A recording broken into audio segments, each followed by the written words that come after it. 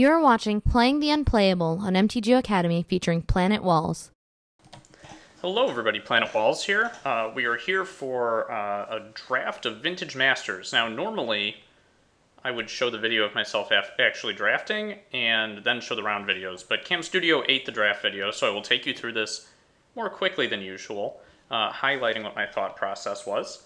So in this first pack, we have Survival the Fittest as a rare and a foil Crozen Tusker. We have Stoic Champion, which is really good in the cycling deck. So Survival seems like it would be a good Madness card in this format. This is Vintage Masters and an 8/4, by the way.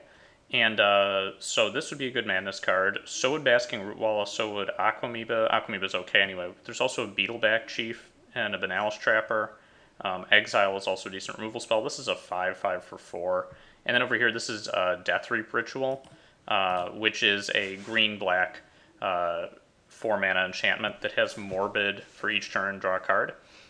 It's Conspiracy, so the art for the service hasn't updated it yet. I'm using zzbaloob.com's convert tool. So anyway, I picked the Survival out of this pack because I basically said, look, I'm not sure that this is the most powerful option, but I'll try to find a bunch of Rootwallas and Arrogant Worms, and I'll prioritize them, and we'll try to make an interesting Survival deck and see what can happen. So that's what I took. Next pack is this, and we have a Finned Elves that was foil. Gamble is the rare. We've got this Goblin Goon Triangle of War, which is acceptable removal. And then up here a bunch of crap, including another Crozen Tusker. This guy can cycle to find a mountain. What I did was I elected to stay in the color that I'd already picked and go the Finned Elves. I thought it was actually a relatively easy decision. Then for this pack, we have a foil Kindle, High Tide, Cloud of Fairies, some stuff that doesn't matter. Fires the Yavimaya is kind of interesting in the shell with Survival, but I see another Finned Elves, and I definitely decide to go with that pretty quickly. So we have 3 green cards at this point. Here we have a foil Berserk, which boosts a guy's power in combat by its power and gives him trample, and then kills him at end of turn. And you can also play it on your opponent's creature if they attack before damage goes on the stack. There's Temporal Fissure for the Storm decks. There's Turnabout, which is okay. Provoke is kind of mediocre. Then there's Brindle's Shout, which is a good sort of control-y utility creature for green, and Elephant Guide, which is also good. But I went with the Berserk. I just wanted to see how good it was and see if we could try to kill someone quickly with it. And that was my logic there. I'm sort of trying to have fun. This is playing the unplayable after all. So here we have Mesmeric Fiend, foil, Elephant Guide, Basking Rootwalla, which is exactly the sort of thing I'm looking for. But note that there's also a Goblin Trenches here, one of the cycling lands, Repel, etc. But Basking Rootwalla is going to be insane in our deck, so that's definitely the pick here. Elephant Guide, we hope will lap, but it probably won't. We're looking for more Basking Rootwallas. So here, this pack is kind of mediocre. Armor of Thorns foil is weak. This Jungle Worm, basically, whenever it gets blocked, it gets -1.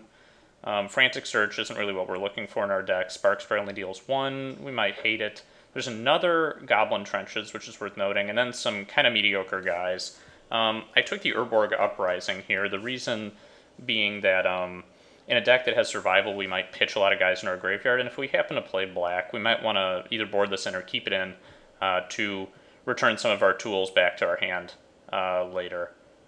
So I took the Urborg Uprising, but that's unexciting. Here, there's Breath of Life in white and Sidar Jabari. Both these are okay. Breath of Life is just Zombify, and this guy taps something when it attacks and has flanking. There's also Giant Mantis in Nature's Lore. Giant Mantis is just Giant Spider with better art that has him eating Pegasi. And these other cards are kind of relevant. Tangle is an okay combat trick for slowing down your opponent and reversing tempo. There's another Nightscape Familiar and Frantic Search. I don't really care about those, so I'm going to go with the Giant Mantis.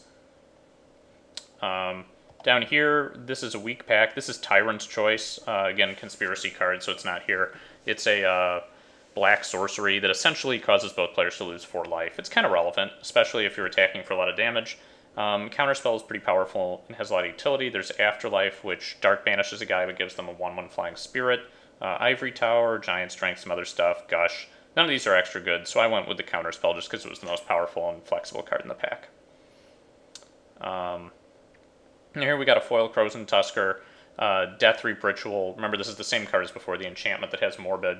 Aquamoeba, which is also good in a Madness-based deck, but we haven't really decided we want to play blue yet. We just saw a Counterspell. There's Obsessive Search, which is acceptable. We haven't seen a Wild Mongrel yet. Rescind, which is okay, but it's blue-blue. I'm going to take this foil Crozen Tusker, which lapped. This thing cycles, and it finds a land, so it's mana fixing, and late game it's a super good body, and in our deck we can always pitch it to survival if we want. So here's, we're getting down to the dregs of these packs, but Gamble's still in the pack. Chartooth Cougar is relevant, and so is Triangle of War. I'm going to take Triangle of War here because it's basically 3 mana fight that's colorless, or Prey Upon, I mean, and so that's what I'm going with. Here we have a Nature's Lore, High Tide, and a Tangle. These other cards are decent. We're not going to play them. I take the Nature's Lore because it's ramp. We don't have any 2-drops yet. Here, Brindle Shoat is still in the pack, and I definitely grab that. Here we have this giant flying guy that I could see running, something that removes enchantments or artifacts, which is a possible sideboard card, and then a useless card, so I take this. Here we have a 5/5 or a foil Armor of Thorns. I'd rather take Armor of Thorns, which can work as a combat trick, than the awful 5/5 dude. And then last pick, we get a Nature's Lore, which I could really run. Alright, so here's pack 2. Relevant cards are Foil Nature's Lore, which we already have 2 of from late in the last pack. Famine, which is essentially 3 to each creature and player, so that's good, but it would involve a commitment to black. Paralyze is another mediocre but cheap black removal spell. There's Blastoderm, which is a powerful creature.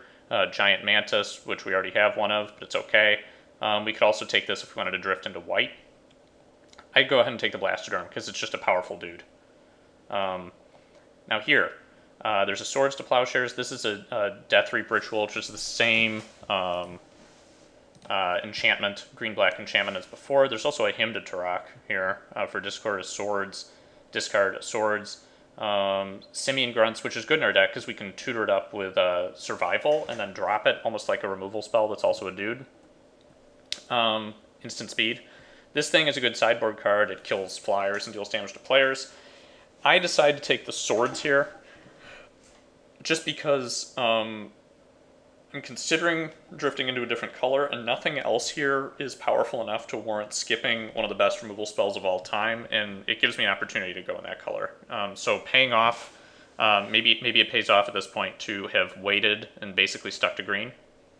Now here we're looking at this pack. Here we have a couple of playables. What is this card here? This is Tyrant's Choice. That's the black sorcery that causes both players to lose 4 life, essentially. There's Manowar, but that's blue. Simian Grunts is good. Exile Tarot's Faithful. Grand Coliseum is a mana-fixing card that's kind of mediocre. What I decide here is either I'm going to go with Simian Grunts or Exile. One's a removal spell for non-white creatures that attack, and the other is the combat trick that I considered going for before, and I believe I go with Simian Grunts here. Yep, my reasoning was the same. Down here we have Urnhemjin and Benalis Trapper as the 2 relevant cards in this pack to decide between for our deck. Benalis Trapper is like a good removal spell that's also a creature. Urnhemjin is just a really beefy guy. And I think in retrospect I would have gone with the Benalis Trapper. It's just Master Decoy essentially, but Urnhemjin is what I go with, and it's okay. Interesting question is how good Urnhemjin is in this set. In aggro matchups where you're sort of the mid-rangey deck, I actually think that its drawback is significant, and having their guys get Forest Walk is worse than a lot of other matchups, a lot of other draft sets. Here we have Chartooth Cougar, the Chartooth Cougar that's white, the 3/6 for 6. I guess he's just like a really big cleric with vigilance and plane cycling. There's Owl Familiar, and it's not much relevant here. I could go with the Aquamoeba and go blue again, but I think that this guy is just the most valuable, especially when I already have a Swords, and I can tutor him up with Survival to plane cycle him, so we go with that. Alright, now down here, we have what do we have here? We have a Chroma's Blessing. What this is a 1 mana cycler, or which doesn't do anything if you do that, or a 3 mana give all your creatures protection from the color of your choice, which can allow them to like break through blockers. There's also a Fire's Yavimaya, but I haven't really gone red. There's Tangle and Armor of Thorns and Jungle of Worm, but who cares about those? I'm going to take the Chroma's Blessing. It's basically a sideboard card. Now here are the only available options for our deck so far: Afterlife and Mana Prism. I remember we're playing like Mono Green Survival with Fin-Torn Elves and so forth. We don't have anything on the really expensive end that doesn't have land cycling, so Mana Prism doesn't seem that good. Afterlife is a removal spell. It's not the best one in the world, but it's fine, so I grabbed that. Now here, this Elvish Aberration is exactly the sort of thing that we're looking for. It forest cycles, and it's a creature that we can toss, so I'm going to grab that. It's a big guy, too, for late game. Here we see another Plane Cycler and that Nature's Lore that lapped. I'm going to take the Plane Cycler, so we have another one. I'm not sure if I'm going to play it yet. Here, this is Deathreap Ritual. Again, this is the black-green enchantment no one cares about. We have a choice between 2 sideboard cards here, and I go with the anti-flying one. It cycles, too. So here, Terra's Faithful is the only option. Here, Jungle Worm, but it's bad. Here, doesn't matter. Tangle or Armor of Thorns could be relevant. I take the one I don't have a copy of because I doubt I'd be playing 2, and so forth. So now here we are. This is kind of relevant. We have a Secluded Steppe, which cycles, and we want to see that. Piana, it crusades your guides when you attack. Predator Flagship can make a guy fly for 2, or it can tap 5 to kill a flyer. And I decide that because it costs so much, 5 mana, I'd rather take the Swords to Plowshares. Note that Lightning Rift, which is really good in the cycling deck, is in here. There's also a Battle Screech, which is a little bit awkward because it's white mana, and I'm not sure if we'd be able to cast it readily. There's also an Elephant Guide I hope laps, and another Elvish Aberration. Chainer's Edict is really good too, but I'm happy to take the Swords. It's my second one. So here's Aurorix Bladewing. That guy's scary. There's another Tyrant's Choice, which is the black sorcery. Here's a Wild Mongrel and an Exile. All those are relevant. Terra's Faithful we could take, but Wild Mongrel just seems better in the deck that we have, so I'm going to grab that. Now we're looking here. Oops, accidentally revealed it. This pack was stacked with every possible card I would want. There's a Famine, which is, again, that Wrath of God, basically, but we're not going to be playing it. There's an Arrogant Worm for Madness, which is good in our deck with Survival because we can tutor it up and then pitch it. There's a Sudden Strength, which is good. Another sideboard card here. There's another Blasted Worm, and then a Giant Penumbra Worm. I take the Arrogant Worm, even though Saproling Burst 2 is really it's like a scary card. You can make like 2 5/5s and try to kill someone. If I'd taken double Fire's Yavimaya, I would have taken this. But Arrogant Worm goes with the deck, and I think I had to take it. Now here, we have a Wild Mongrel, and we have a Sylvos, and then like a Radiant's Judgment, but who cares? I don't know what's the right pick. I end up going with Sylvos, and I think that's probably still right, but Wild Mongrel would have been really nice in our deck. This is an 8/5 trample, regenerate. It's just a silly, dumb, big guy for 6. So we take him. Now here we have an option between Solar Blast, hating it, Radiant's Judgment, another Crozen Tusker, which I'm not sure if we want, some other crap. I think I go with the Radiant's Judgment, just to build up our removal suite. This is another insane pack with a Prophetic Bolt, another Tusker, a Gaia's Embrace, which gives your guy +3/+3 and trample, and then an Armadillo Cloak foil. So I go with the Armadillo Cloak foil because I think that the life gain issue is probably important. Also the fact that it costs 3 allows you to put on a Wild Mongrel much quicker. Gaia's Embrace is probably more powerful in most decks, but costing 4 in our deck seems significantly worse, so I grab the Armadillo Cloak. Here the card pick is obvious. It's Giant Mantis for us. I could have hated the Keldon Necropolis, but it's not that big of a deal.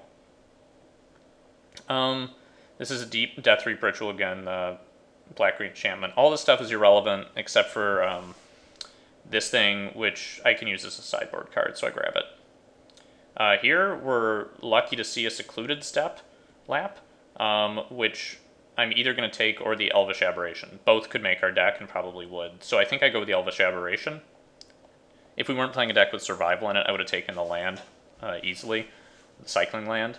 But because creatures are good for us, because we can pitch them for Survival, I take that. Now here, this is Tranquil Thicket, no doubt. So we got our Cycler here. This is the stuff that left from that insane pack, and I'm going to go with the Sudden Strength, even though all these cards are pretty decent. But I like the idea of Sudden Strength working with Berserk, because you can really pump your guy to insane heights, I guess. Here, none of the stuff matters. We'll take the Shelter. It's fine. Yeah, sure. So that was our deck, and the way I decided to build this deck is as follows. Alright, so this is what I decided to do. Essentially, the big questions in the mana base were how many planes to include. I ended up with 7, even though we aren't playing that many white cards, just because I have so many green mana options. I could have probably gone 6. I have the Noble Templar here. I decided to only run one of those. I could have run both. Might have been better to run only one Elvish Aberration and 2 Noble Templar, and then cut a planes for Forest, because you don't need these cards early. They're all good late game cards. So I decided to go with 2 Giant Mantis and Urn Engine in the main. Sudden Strength here is pretty solid, I found. Brindle Shoat, Nature's Lore only ran 1, even though we have 2. I ended up not running the Radiance Judgment main or the Achroma's Blessing main, though I'm more than open to boarding that in. There's also a Shelter, a Tangle, and Armor Thorns that all could have gotten in, as well as this Triangle of War. I ended up electing not to run this just because it was less effective removal, even though it's really good than some of the removal I had, and I thought that Afterlife would be better, this spot removal. The one Crozen Tusker I was actually considering not running, but I think the mana fixing is good enough. And essentially, our deck is really good with Survival of the Fittest. I will run over everything sort of slowly here. I really wish we would have seen more Basking Root Walls. After we took Survival, we took the one Basking Root Wall we saw. If we'd seen more, I would have taken them. Easy. And so, because it just sets up this horrible engine for you to just wreck someone. We also have this Claws of the Wirewood and the Taro's Faithful for the board. So, thanks for watching the draft video. Sorry that it wasn't live, but I believe I did capture all of my reasoning. Maybe not all of me talking about the art. It's too bad. This guy, he's Han Solo to the wall. This lady is wearing surprisingly little for being in a situation where she needs to cast a magic spell for battle purposes. I'm not sure how big this guy is. This card sucks. So, sounds good, and I will see you guys for round 1.